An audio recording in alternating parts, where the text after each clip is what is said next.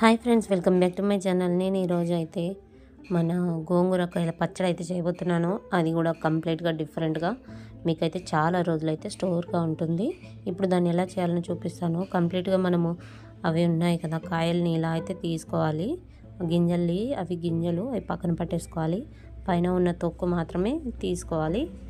ఇలా అన్ని తొక్కల్ని తీసుకొని అయితే ఒక దాంట్లో వేసుకుందాము. ఇప్పుడు అయితే పచ్చడి చేసుకోవడానికైతే మనం ఒక కడాయి తీసుకొని అందులో 2-3 టేబుల్ స్పూన్ల ఆయిల్ వేసి ఇక్కడ ధనియాలు వేసుకోవాలి. నేను 3 టేబుల్ స్పూన్ల ధనియాలు వేసుకున్నాను. మళ్ళీ 3 టేబుల్ స్పూన్ల మినపగుండ్లు తీసుకోవాలి. మినపగుండ్లు తీసుకున్న తర్వాత మన అన్ని మిక్స్డ్ ఉంటాయి కదా పోపు దినుసులు, అవైతే తీసుకుంటున్నాను. నేను ఇక్కడ 2 టేబుల్ స్పూన్లు అన్నీ. అందులో జీలకర్ర తక్కువగా ఉంటే జీలకర్ర వేసేసుకున్నాను, ఒక 1/2 టేబుల్ స్పూను. తర్వాత మంచిగా వీటిని అయితే ఫ్రై చేసుకోవాలి ఆయిల్లో. నేను ఇక్కడ ఒక 7 ఎండుమిర్చి తీసుకున్నాను, కారంవే. మళ్ళీ ఇప్పుడే మనము కరివేపాకు కూడా వేసేసుకోవాలి. ఆయిల్లో ఫ్రై చేసుకోవాలి. వీటన్నిటిని ఫ్రై చేసుకున్న తర్వాత ఇవి తీసి చల్లారిన తర్వాత మనం మిక్సీ పట్టుకొని పొడి చేసుకోవాలి.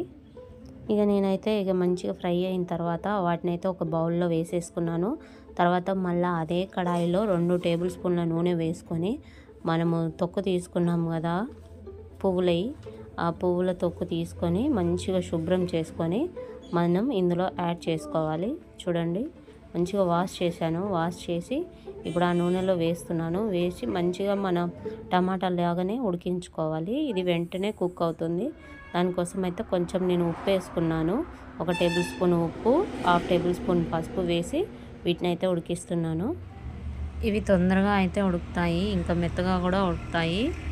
ఈ మెత్తగా చేసిన తర్వాత మనమైతే వీటిని కూడా మిక్సీలో వేసేసుకోవాలి. చల్లారిన తర్వాత మనకి చాలా ఫాస్ట్గా అవుతుంది ఈ పచ్చడి. ఇంకా చాలా రోజులు కూడా నిల్వ ఉంటుంది. ఇంకా చాలా టేస్టీగా ఉంటుంది. మీరైతే ఎప్పుడు కూడా ట్రై చేయకపోతే ఒకసారి ట్రై చేయండి, ఖచ్చితంగా నచ్చుతుంది. ఇప్పుడు మనము ఫ్రై చేసుకున్నాం కదా, అవి అన్నిటినీ మిక్సీలో వేసి మంచిగా పొడి పట్టుకోవాలి. పొడి పట్టుకున్న తర్వాత మనము మెత్తగా ఉడికించుకున్నాం కదా కాయల్ని, అవి కూడా ఇందులో యాడ్ చేసి మళ్ళీ మిక్సీ చేసుకోవాలి.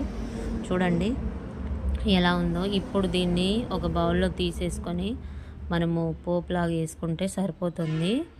ఇది చూడండి ఎంత బాగుందో. ఇదైతే చాలా రోజులైతే నిల్వ ఉంటుంది, అస్సలు కొంచెం కూడా ఖరాబ్ కాదు. మీరైతే ఒకసారి డెఫినెట్గా ట్రై చేయండి, ఈ విధంగానే చేయండి. ఇప్పుడు ఇక పోపు వేద్దాం. దానికోసం అయితే ఆయిల్ తీసుకొని 6 టేబుల్ స్పూన్ ఆయిల్ తీసుకొని జీలకర్ర, ఆవాలు అవన్నీ పోపు దినుసులు వేసేసుకొని కరివేపాకు ఇంకా ఎండుమిర్చి వేసుకోవాలి. ఇక కొంచెం పసుపు వేసేసుకొని మంచిగా ఫ్రై చేసుకొని మనం మిక్సీ పట్టుకున్నాం కదా ఆ పొడిని అయితే ఇందులో యాడ్ చేసుకోవాలి. యాడ్ చేసుకున్న తర్వాత మంచిగా ఆయిల్ కలిసేలాగా అయితే కలుపుకోవాలి. ఒకసారి మీరు ఎప్పుడు చేసిన లాగా కాకుండా ఇలా ఒకసారి ట్రై చేయండి. చాలా రోజులైతే స్టోర్ ఉంటుంది. మీకు ఈ వీడియో నచ్చినట్లయితే లైక్ చేయండి.